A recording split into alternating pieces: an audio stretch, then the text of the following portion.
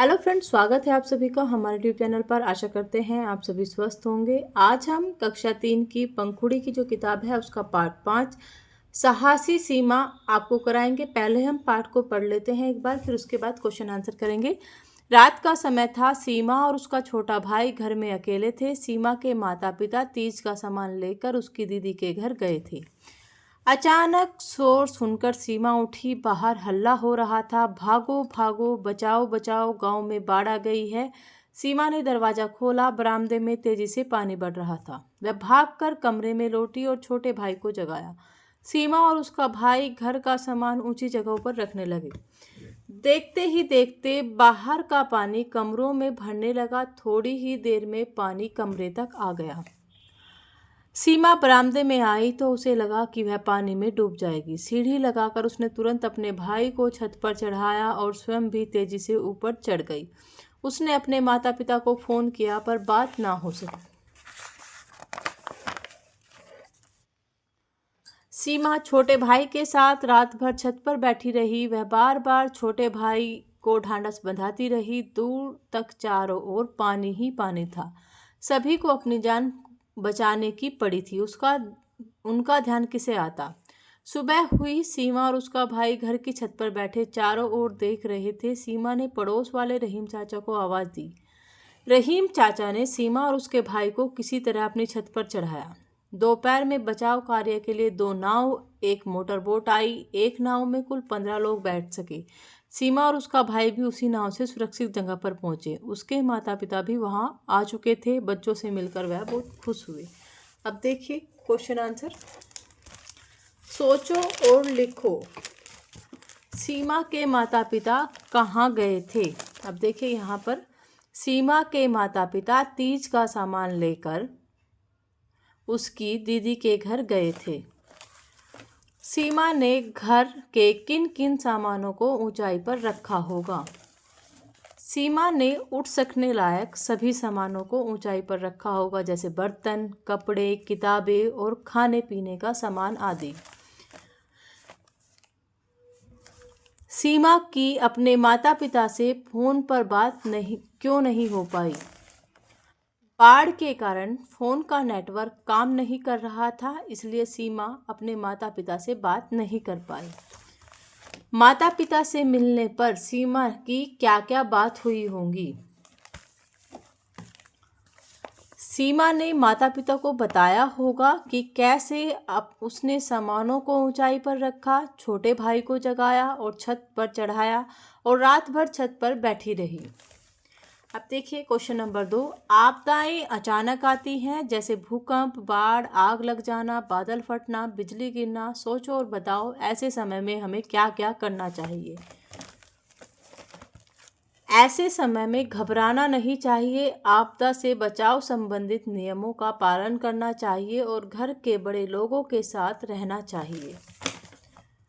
रात को रात्रि भी कहते हैं। इसी प्रकार दरवाजे को द्वार। नीचे दिए गए शब्दों को और क्या क्या कहते हैं लिखें। देखिए, नाव को नौका, भाई को भ्राता, गांव को ग्राम, काम को कार्य और घर को गृह कहते हैं। अब देखिए, सीमा उठी, दरवाजा खोला, घर में लौटी। इन वाक्यों में उठी, खोली, खोला, लौटी शब्दों में किसी क्रिया के होने का पता चल रहा है। जिन शब्दों में किसी क्रिया के होने का पता चलता है उन्हें क्रिया शब्द कहते हैं। दिए गए वाक्यों में से क्रिया शब्द छांटकर लिखो। सीमा बरामदे में आई, तो इसमें क्या हो जाएगा क्रिया शब्द आई। रात भर छत पर बैठी रही, बैठी रही। वह चारों ओर देख रही थी, तो देख रही थी। यह आपका क्रिया शब्द हो जाएगा। अब देखिए एक क्वेश्चन छूट गया हमारे से। कोई आपदा आने पर तुम अपने घर की कौन सी वस्तुओं को बचाओगे और क्यों। हम अपने खाने वाले सामानों को बचाएंगे, क्योंकि आपदा आने के बाद खाने की समस्या बहुत ज़्यादा हो जाती है। अब देखिए, शब्दों को पढ़ें और वाक्य में प्रयोग करें। अचानक, खुशी, सुरक्षित, सीढ़ी। अब देखिए, अचानक से बाढ़ आ गई। खुश, तुम्हें यहाँ देखकर बहुत खुशी हुई। सुरक्षित, सीमा को सुरक्षित स्थान पर पहुंचाया गया। सीढ़ी, वह सीढ़ी पर चढ़कर ऊपर से देख रहा है। क्वेश्चन नंबर 7, पूछो और पता लगाओ। नाव और मोटर बोट में क्या अंतर है? देखिए, नाव पतवार के सहारे चलती है, जबकि मोटर बोट में इंजन लगा होता है जिससे वह तेजी गति से चलती है। अगला क्वेश्चन देखिए, बाढ़ किन किन कारणों से आती है? बाढ़ वर्षा की अधिकता, बांध या नहर के कट जाने या बादल फटने के कारण आती है। बाढ़ से क्या क्या नुकसान होता है?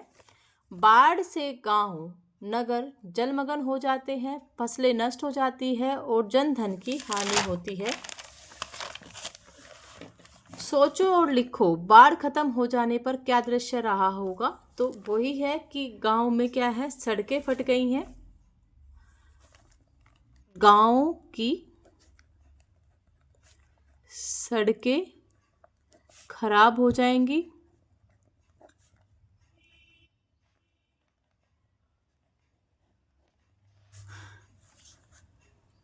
गांव में महामारी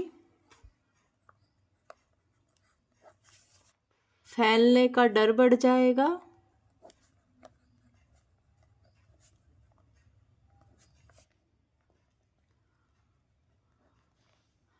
उसके अलावा जो बाढ़ आने से क्या होता है, फसलें नष्ट हो जाएंगी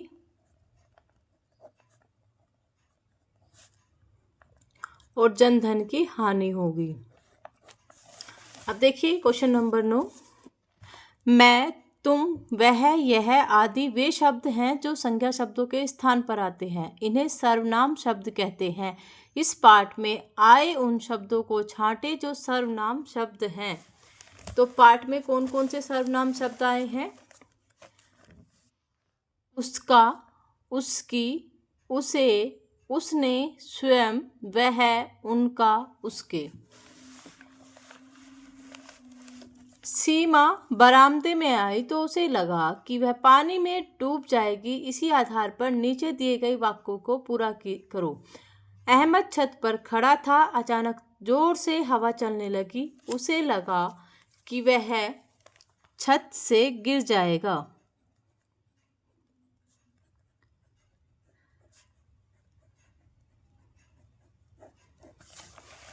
गांव में आग लग गई, सबाना घर में सोई थी, जैसे ही वह बाहर निकली तो उसे लगा कि वह जल जाती।